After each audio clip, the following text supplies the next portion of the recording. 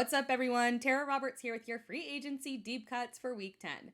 Let's kick things off at quarterback, and this week was actually pretty tough making a choice at quarterback because most of the quarterbacks available on waivers actually have pretty bad matchups. So at quarterback this week, I am going with Taylor Heinicke.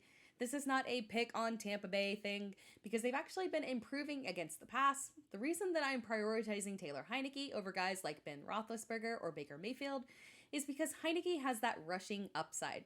He hasn't thrown for more than one touchdown in a game since week 4, but he can make up for it on the ground. And the volume will be there for Washington, likely playing catch up the whole game against Tampa Bay. At running back, we have a few options. The first option is Ty Johnson. Johnson is overlooked as an option at running back because, how do I put this gently? You are literally guaranteed that he will get nothing on the ground.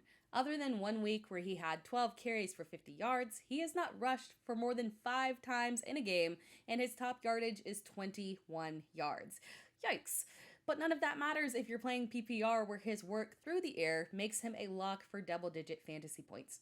He's had receiving touchdowns for the past 2 weeks in a row now, and while this week's matchup against Buffalo is tough, he should be very involved in the pass game, catching passes out of the backfield. Another option at running back is Eno Benjamin. Chase Edmonds went down during last week's game, and James Conner went off. But Eno Benjamin was also involved with 9 carries for 39 yards and 1 touchdown. The Cardinals are fond of using multiple running backs, and they likely don't want to put too aggressive of a workload on James Conner since they are playoff bound. So Eno Benjamin is someone who does have upside and potential this week and moving forward. One more option at running back. I'm not particularly fond of this one, but if Damian Harris and Ramondre Stevenson don't play, Brandon Bolden is a usable option. Now, it sounds like Stevenson might be trending towards playing, so if that's the case, you should probably pivot to Stevenson, who would have more opportunity on the ground. So this is a situation of wait and monitor who plays. If they all play, there is no deep option. If Harris doesn't play, Stevenson is the one to target. And if neither Harris nor Stevenson play, Brandon Bolden is your guy. Moving on to wide receivers. First up, Donovan Peoples-Jones. I'm actually very surprised that he's not higher rostered. Yes, Cleveland is a run-first offense. No, he does not receive a ton of targets. But Donovan Peoples-Jones has big play capability that makes him a threat to score in every single game.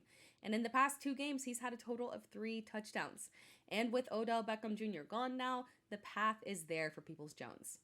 Another option at receiver is Jamal Agnew.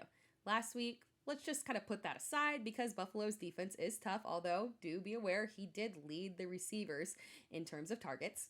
But in week 8, he caught 6 of 12 targets. In week 7, 5 of 6 targets. In week 6, 6 of 7 targets. He is the big beneficiary here in the absence of DJ Chark, and this week's matchup against Indianapolis is much better than last week.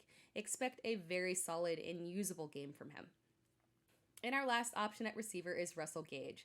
After that weird goose egg in week 8, Russell Gage came back with a vengeance in week 9 with 7 receptions on 8 targets for 64 yards. It's not flashy, but it is certainly usable. It can get you by as a low-end flex option, and this week he faces Dallas, who is in fact vulnerable against the pass. So feel comfortable going with Gage as a deep option. And finally, at tight end, we are going to go back to the Jags. Somehow, someway, Jamal Agnew and Dan Arnold have stolen the show from Marvin Jones and Laviska Shenault. Arnold is seeing anywhere from 5 to 10 targets a game over the past 4 games. Trevor Lawrence has consistently shown preference to the tight end position, and Arnold has solidified himself as the top target in this offense. The matchup against Indianapolis is great, but he's someone who can also be someone that you can hold on to for the rest of the season. And that wraps things up for this week's free agency deep cuts. Be sure to like this video and subscribe to our YouTube channel, and come back next week for another round of deep cuts.